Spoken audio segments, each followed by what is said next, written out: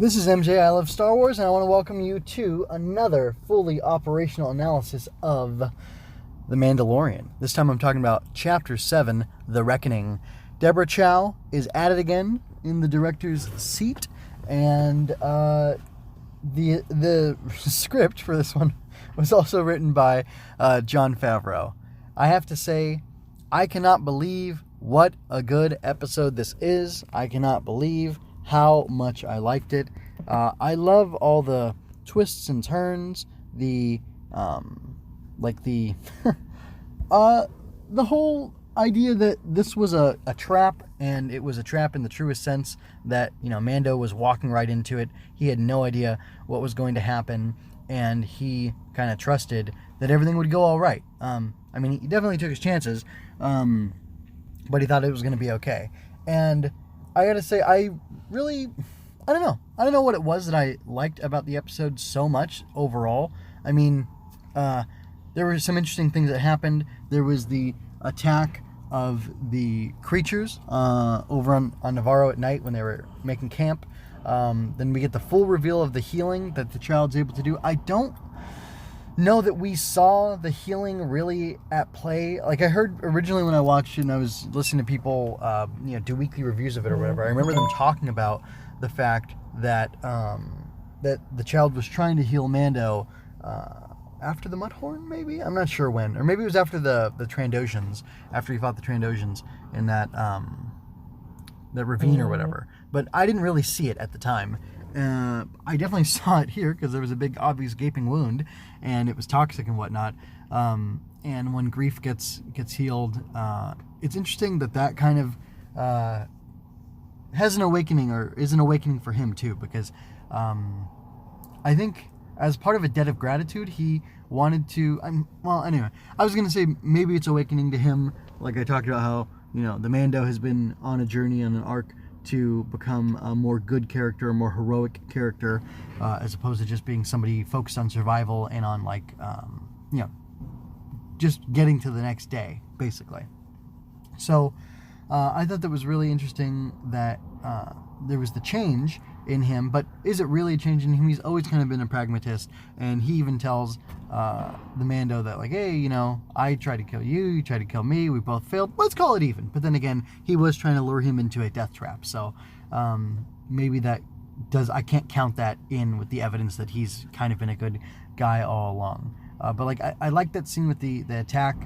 Those creatures were really vicious. I wanted to complain in chapter 6, or maybe it was 5, the gunslinger.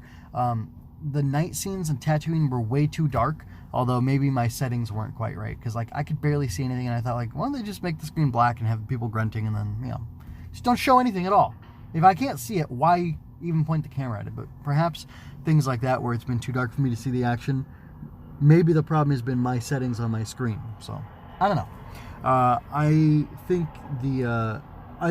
the proper adjustments have been made, because I'm seeing everything a lot better now, or maybe it was just shot differently.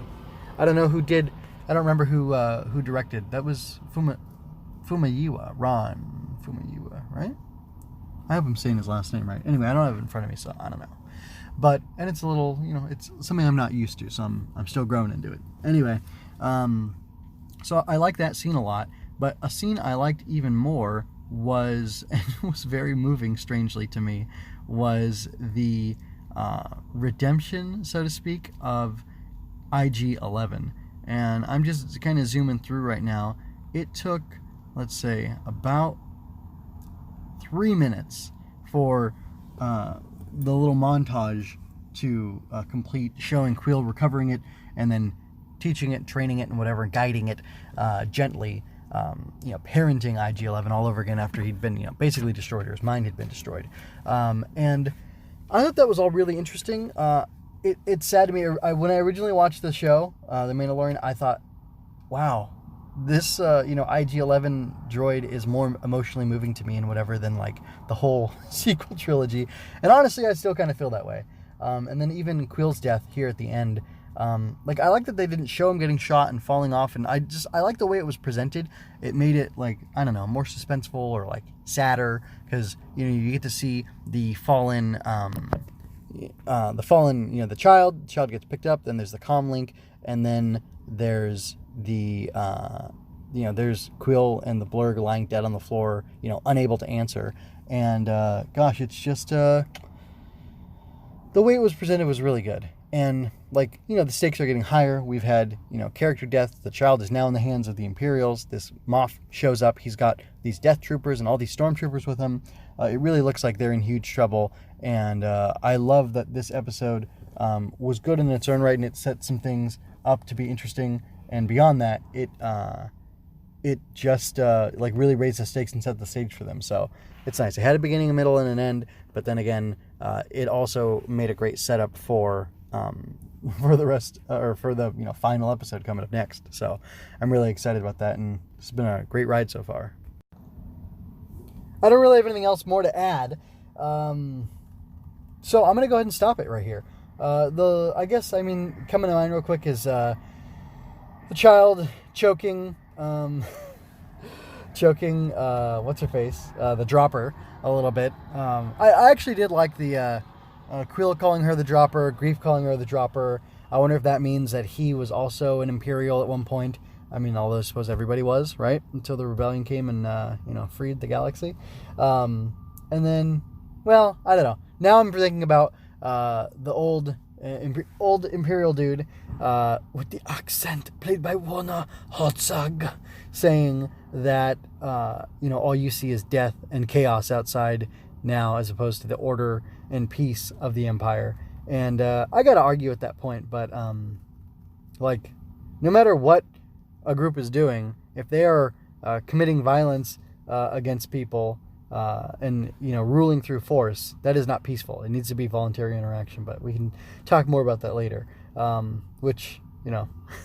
Anyway, we can talk more about that later. I'm going to leave it there for now. Remember, you can always check out mgmunoz.com for more, mgmunoz.com/FO, specifically for Fully Operational. You can find all my Fully Operational analyses there, where I'm talking about all, a gamut of Star Wars stuff. I have Clone Wars Season 7 there.